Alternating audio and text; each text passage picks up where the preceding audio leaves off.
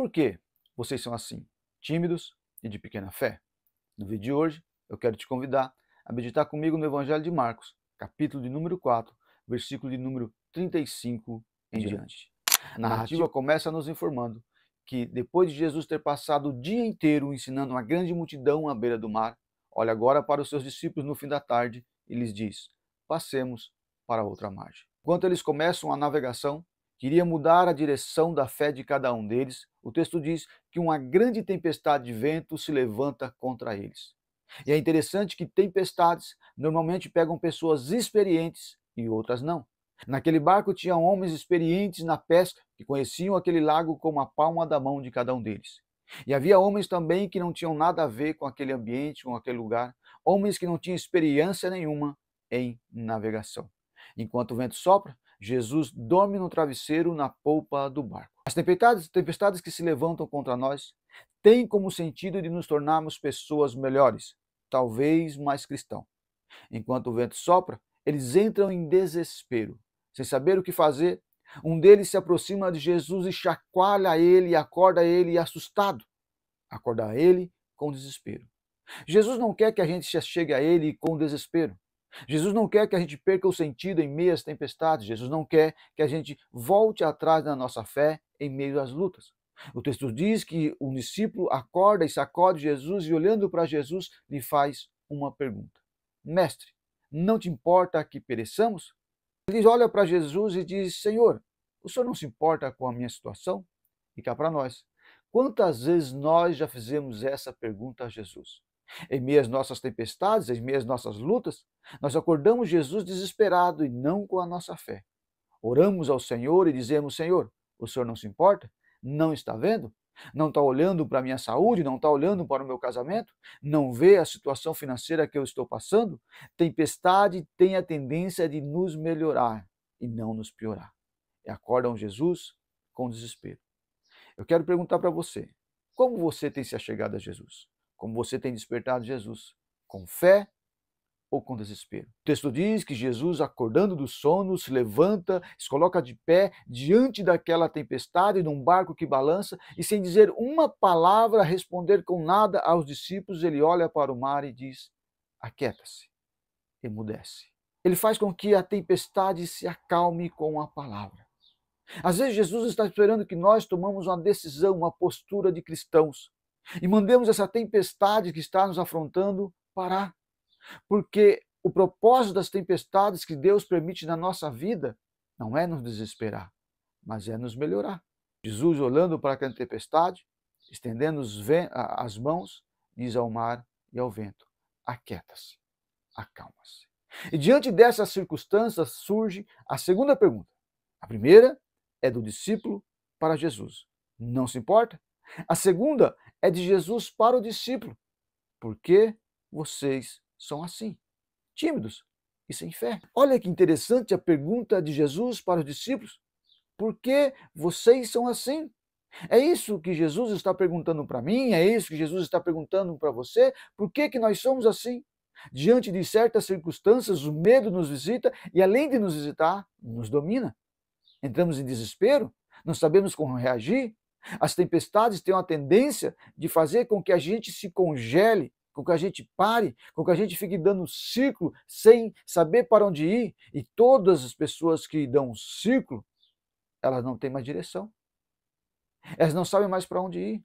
Elas não sabem mais o que fazer.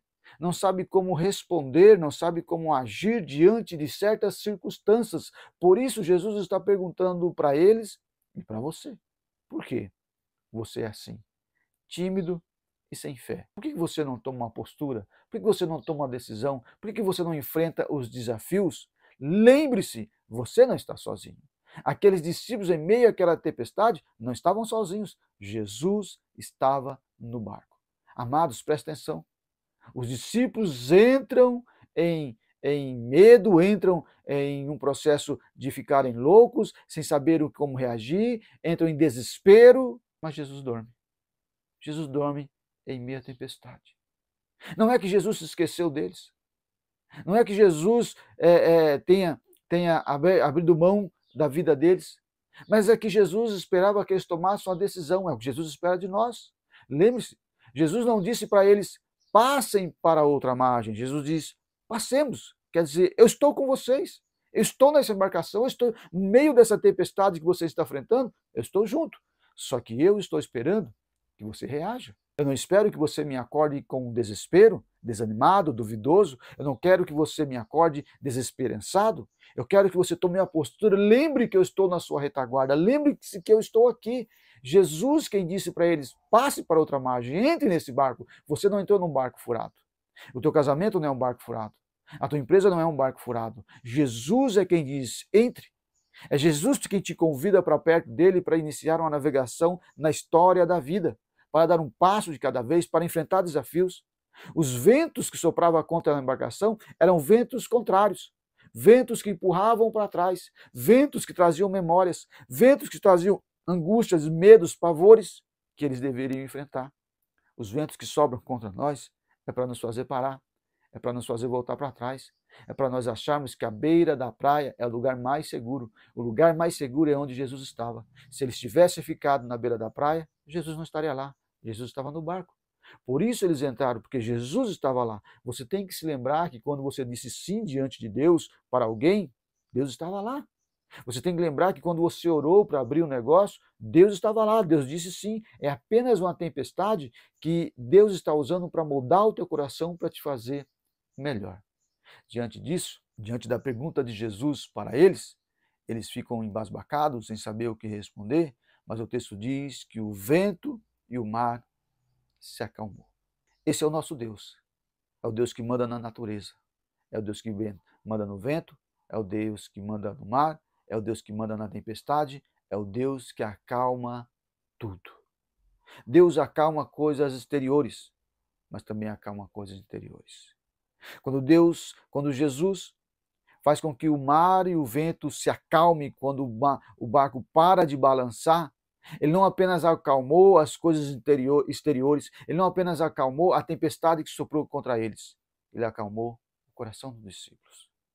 Quando eles olham e veem que o vento não está mais soprando contra, quando eles percebem que as ondas se acalmaram e não está entrando mais no barco, e quando o barco não balança mais, o coração deles também se aquieta. Agora preste atenção. A segunda pergunta foi de Jesus para os discípulos, por que vocês são assim? Só que surge a terceira. O texto diz que os discípulos, olhando um para o outro, fazem um questionamento.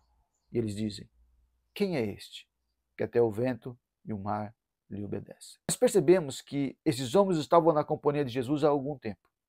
Já tinham visto Jesus fazer milagres, sinais, maravilhas, já tinham ouvido o som da voz dele, já sabia a cor da pele dele, já sabia a altura dele, já tinham dormido encostado a Jesus, comido na mesma mesa que Jesus, e mesmo assim, diante daquela situação, eles perguntam um para o outro, quem é este que até o vento e o mar lhe obedecem? Será que você sabe quem é que está do teu lado, cuidando de você? Será que você sabe realmente quem é o Deus que te convidou a entrar num relacionamento, um casamento, a se tornar um cristão? Será que você mesmo tem convicção de que Deus está no barco e cuidando de você? Será que a tua fé não tem sido pequena? Será que você não tem sido simples? Será que você não está achando que Deus é menor do que o problema, a tempestade que você está agora passando, enfrentando? Eu quero te dizer uma coisa, amados.